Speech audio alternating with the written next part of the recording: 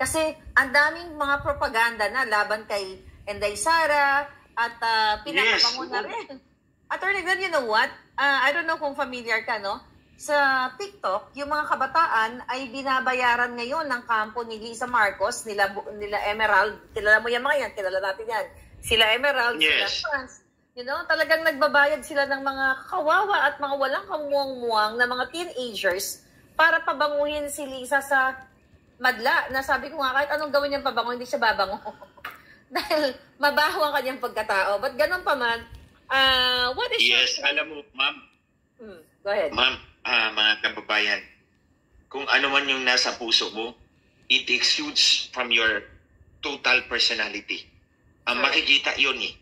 Kung maitim yung puso mo, maitim yung budhi mo, it shows in your face. It shows in your actions. So ito yung nakita ko kay Lisa Marcos. But not you, because they hate you so much. After you used me for 6 years, you did that to me. Yeah. What a bitch. Well, may